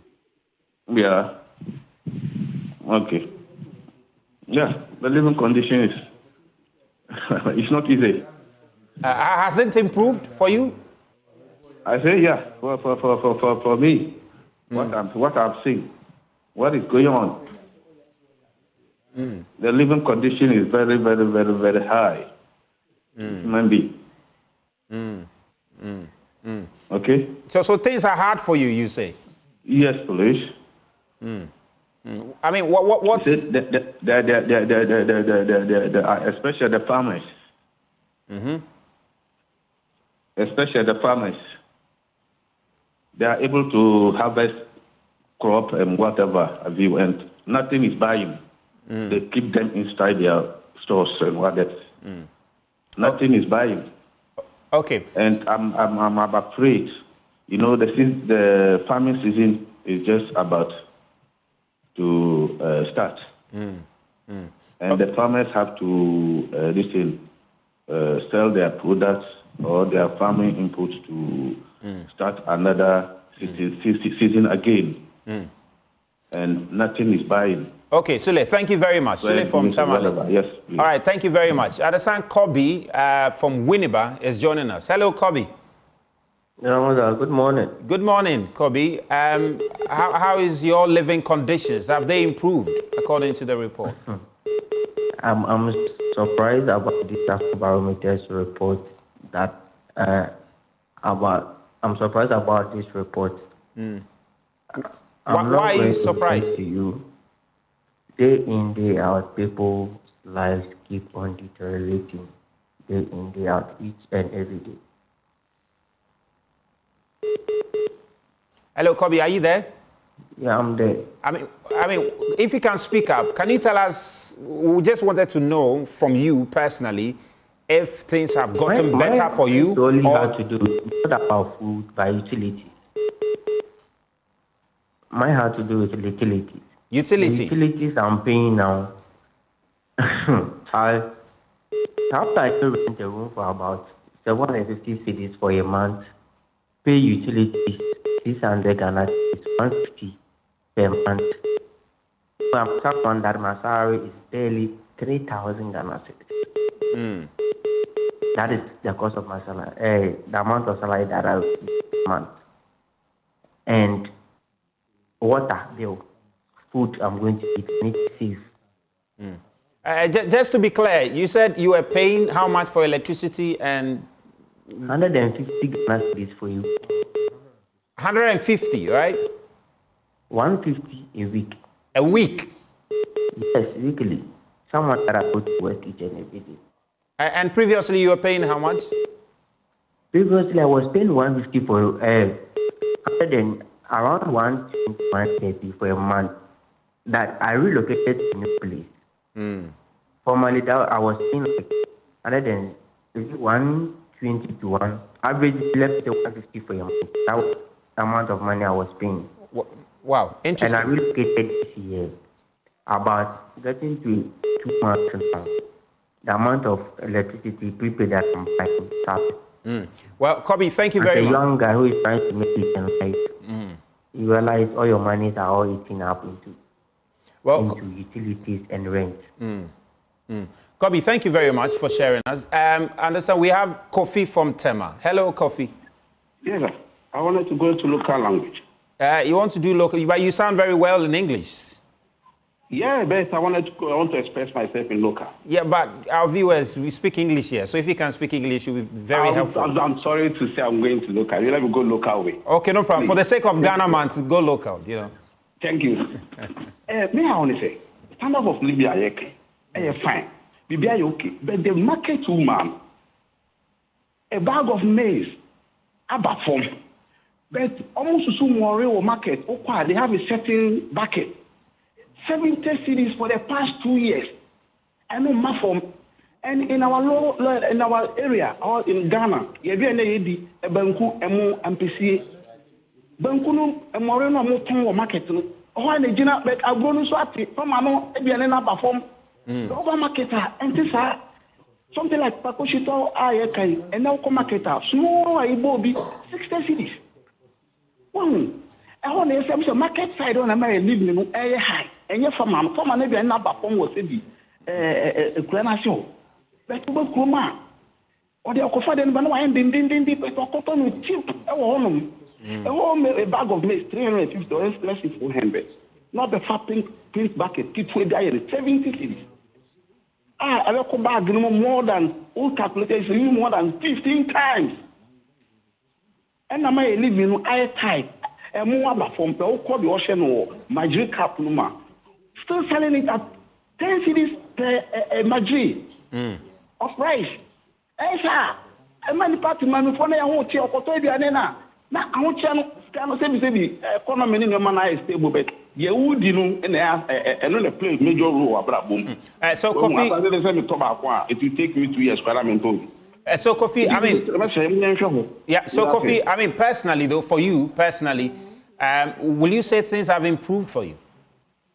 for now, let me say it's about 47%. 47% improvement. Yeah. Okay. Yeah. Okay. All right. Thank you very much, Kofi. Thank you very much. Okay. Great. Okay. Doc, have things improved for you?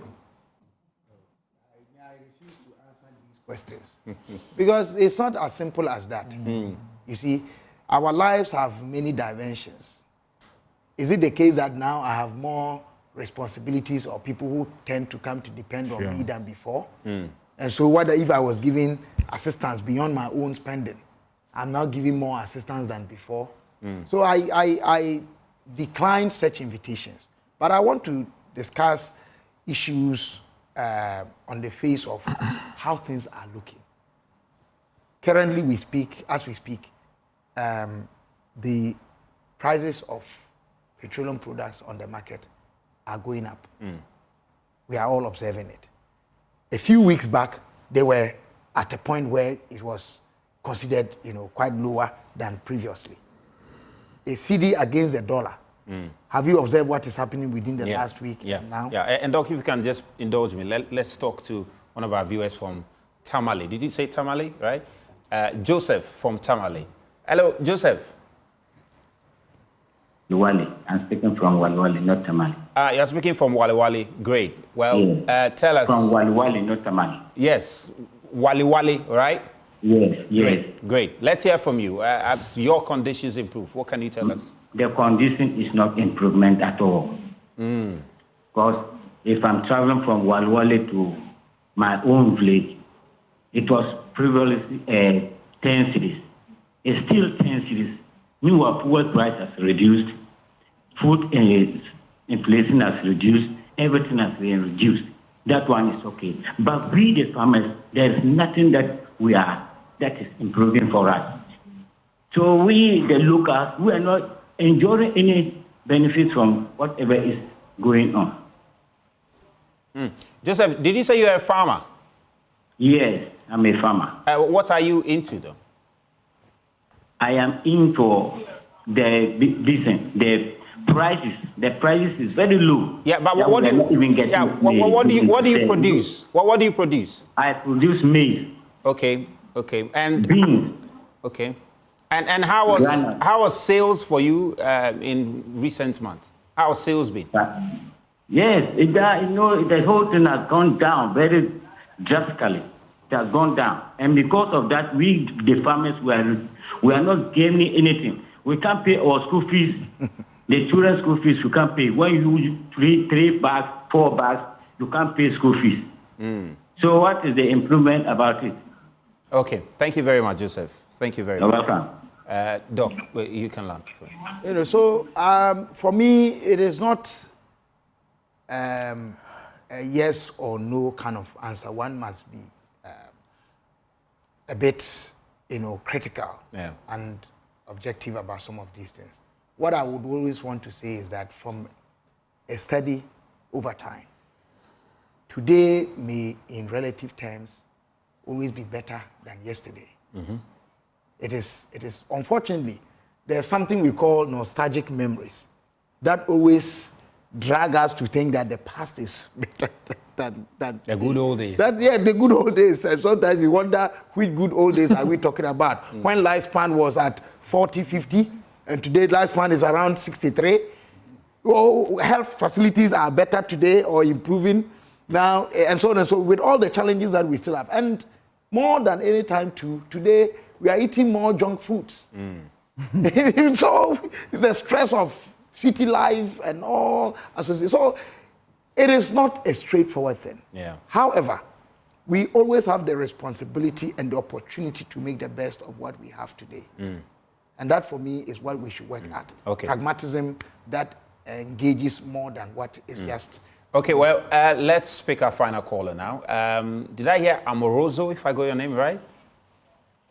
Yeah, hello? Yes. Did I get your name right? Amoroso? Yeah, Amoroso. Okay, well, I've not heard... Okay, first time I'm hearing that. Why are you joining Amoroso, yeah. Okay, great. Why are you joining us from, please? Yeah, Amoroso from Kumasi. Great. So tell us, how's your living conditions? Have they improved? from Kumasi. Okay, let's hear you. Speak. We are listening. Yeah, one way or the other, I would say yes. Yeah, one way or the other, I would say yes. But there's one thing that Ghanaians need to understand, that everything cannot be as equal as we want it. I am a farmer too. Okay? I am a farmer. I produce maize right here in Kumasi. I produce cassava. I produce, plantain. The only thing that we are not seeing is the reduction of this agrochemical input. Because now weedicides are on a high. A lot of things are very high that farmers like myself are unable to buy. I heard my brother from Tamale talking about his meat. Now I can tell you that I also have cows. The amount of money that I was using in buying one cow to raise before selling them has also reduced significantly. Okay, so I can say that things are going a bit smooth, but with the exception of these, utilities and stuff, apart from that, we are enjoying a stable condition, and we should hope that it continues like this, so that whoever needs to enjoy can also enjoy. At least everything cannot be on an equal line or something of that sort. Now, cocoa farmers are complaining about reduction. Maize farmers in the village are also saying that the prices have reduced and that they are unable to feed their children's fees. So, my brother, I want to ask you something. Should everything be on a high? No. The maize I produced last year, about 5 bags, I decided not to sell them, but rather use them to feed my poultry. You understand? So one thing that we need to understand is that we should think outside the box. If you have maize and they are not selling, why can't you do something about it rather than always demanding on the market women to come and sell? They come and buy from you and sell it higher in the city. Okay. So we should think of as a young baby. Let's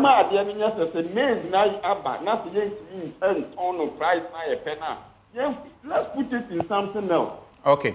All right. Thank you very much. I get my point, my brother. Yes. I get you. Thank you very much. Thank you very much, Amoroso, from Kumasi. All right, Honorable, let's get your final take on this, and Lom, you also so have yours. see, as Doc said, it is not a simple question of course, they had their own indicators with regards to the question. But all in all, I would say that it's been better than before. And I won't shy away from that. It's been better than before. You see, yes, utility and then all that. But it is also so easy to ask somebody whether your utility bills have gone up or not. But it is the answer for me would need some scrutiny. The gentleman said he moved or he relocated. Is it to a bigger house from a smaller one? How many rooms are we talking about? How many were they? Was it a single room and now a chamber and hall, or is it the same? Nobody is saying that. We cannot critique the system. What were you using before? At this point, have you been able to acquire an air condition, which you didn't have before? I mean, we need to look at all that. What were you using before and then all that? So that is a fact. And for me, the other thing too is this. Look, as a country, of course, at this moment, what the president and the government is doing is setting the macro indicators right. And it's been better, at least. That is why the president said that we are about to take off.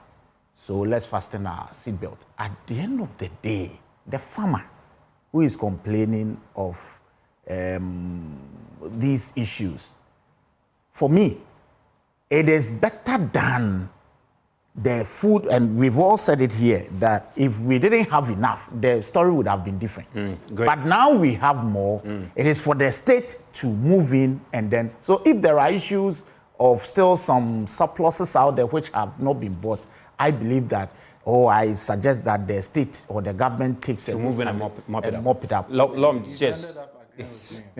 Yes. All right, Lom, so just in a minute for me. No, I'll say that, again, my colleagues have said it. It's a multidimensional question. There's no doubt about that. For me, overall, I think things are getting better. And we expect it to be so because as a nation, we are moving together in one boat, hoping to get better each day. The lessons of yesterday should inform us to do better today. And that's fine. Recently, I've been having conversations with some friends about, because the TB rate has dropped so much, now people have funds and they say they don't know where to invest. I said, no, this is a time to bet on a young person who is doing a startup. Because you see, if we take, for example, Facebook and Zuckerberg, a young man like us, perhaps we are even older, some of us are even older than him. The way they're able to create such big entities because people invest as well, not only in terms of debt, but equity. Here, most people have funds they want to put in treasury bills. It's a safe return. You expect your 90-day, 180 days, and 365-day kind of investment. So, for me, this drives us to look at models in which we can improve our country, and especially with our young people, our demographics show clearly that now there are more young people than adults. And if we don't find ways of creating jobs, opportunities for them to express themselves, and it have serious implications for the country. Well, thank you very much. Honorable, thank you also for coming. And Doc, thank you very much for making time. Kofi, thank you also for your time. And to you also for watching, thank you very much. Well, AM Show is going to continue. We have a few other conversations to have, so please do stay with us.